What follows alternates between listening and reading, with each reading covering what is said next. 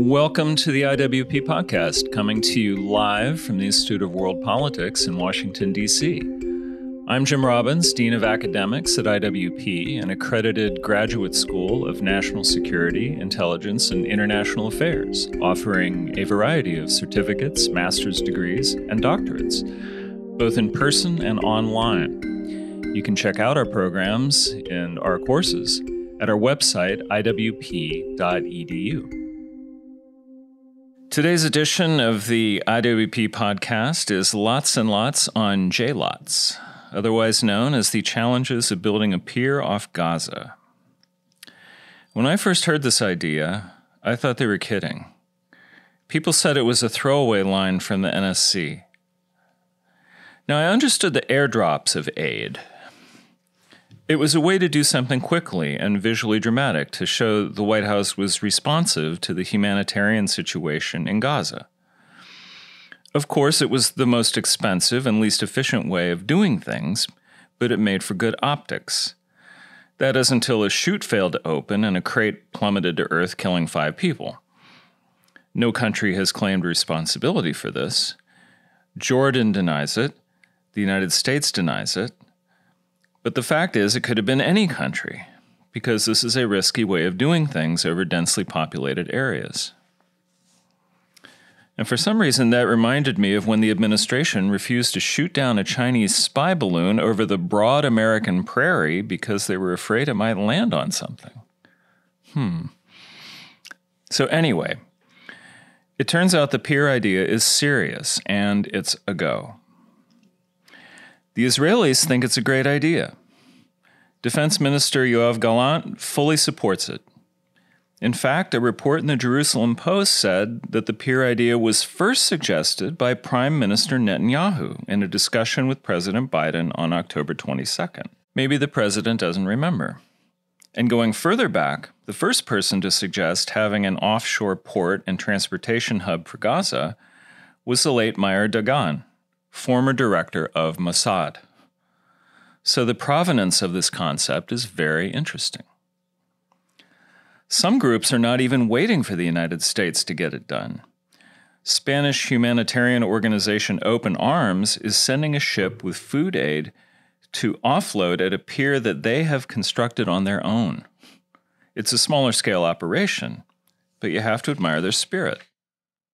Sending aid by ship directly to Gaza is challenging, but there's no doubt about the technical capability of the U.S. military to conduct a Joint Logistics Over-the-Shore operation, or JLOTS.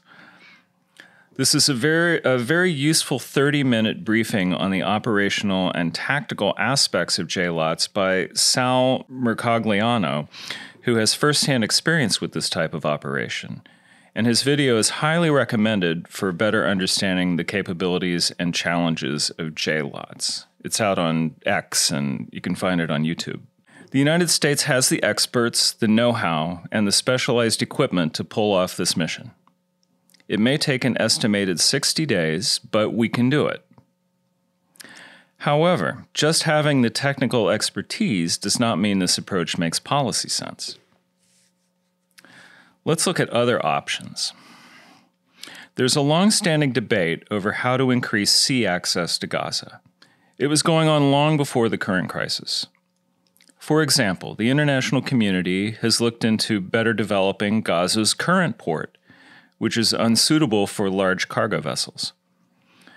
A plan was agreed to back in 2005, though it later became clear that a more substantial port of Gaza would mean more substantial arms smuggling. It's no wonder Hamas was trying to do this on its own. Perhaps a more peaceful Palestinian government could renew this concept, which would be part of a longer-term development plan. Another and more efficient route would be to use the port of Ashdod in Israel and truck in aid from there.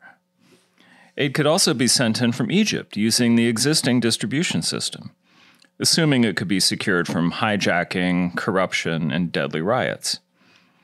Since most of the millions of Gazans are within miles of the Egyptian border anyway, this would seem to make the most sense. But not if the trucks are at the mercy of the terrorists and uncontrollable mobs of hungry Gazans. But while on the topic of trucks, even with the JLOT system getting aid to shore, it will still face the problem of what Amazon calls last mile delivery. That is, you still have to get the aid from the beach to those in need, which will mean a new internal distribution system.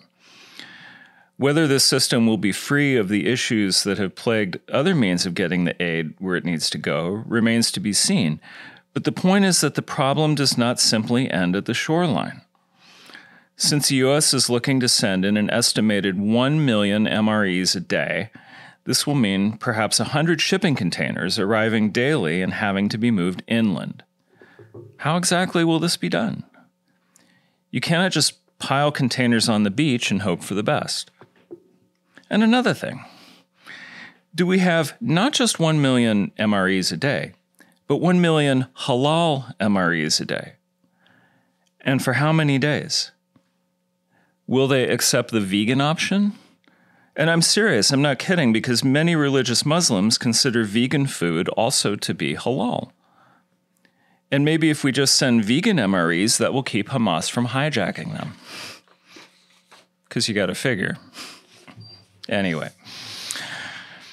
this leads naturally to the question of who will provide security for the aid once it reaches the shore.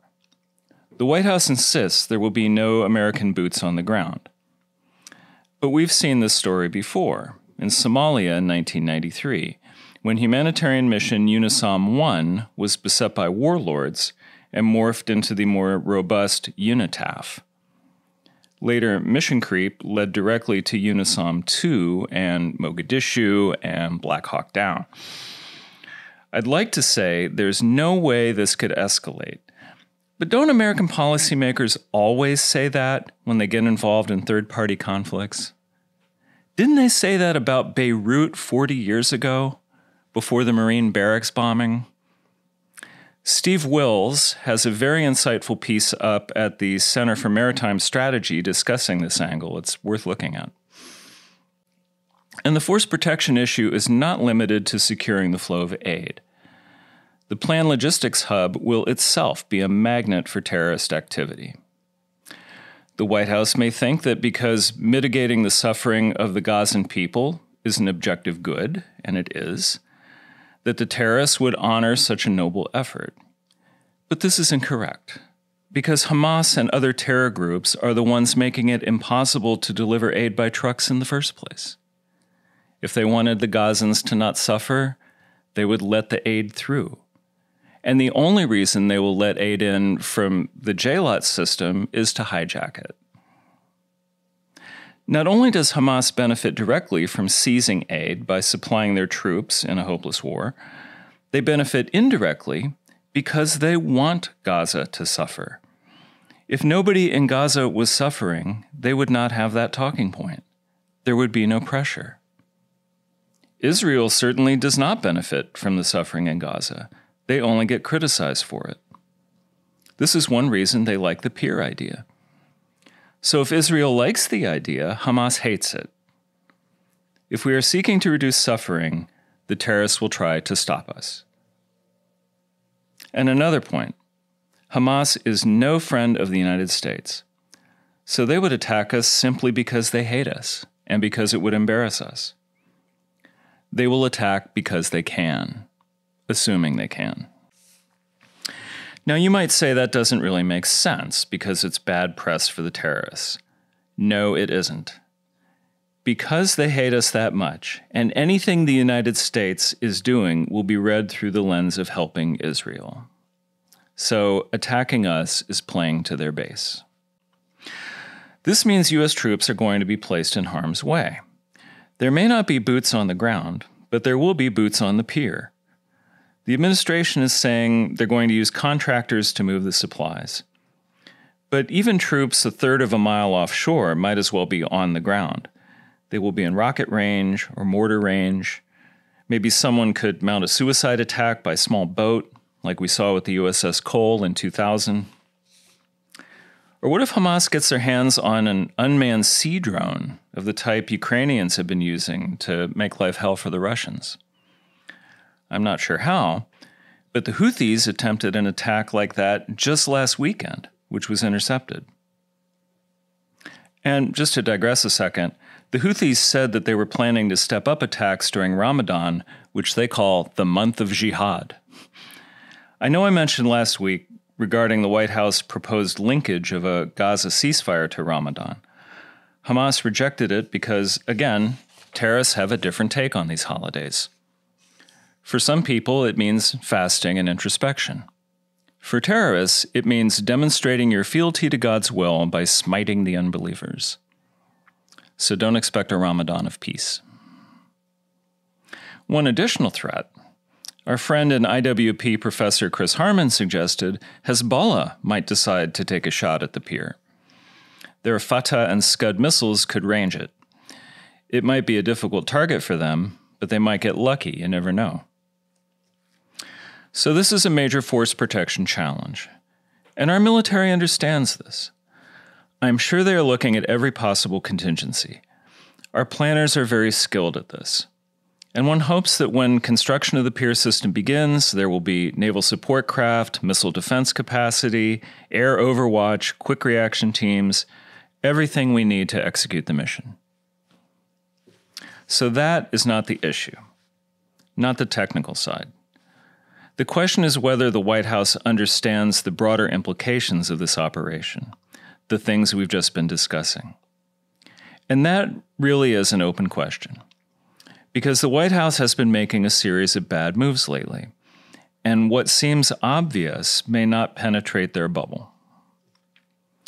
So the best case scenario is the pier is built, supplies flow in and are distributed to the suffering people, and it helps relieve the suffering. And we keep this up for weeks or months or however long it takes. And maybe this builds goodwill. That's the best case.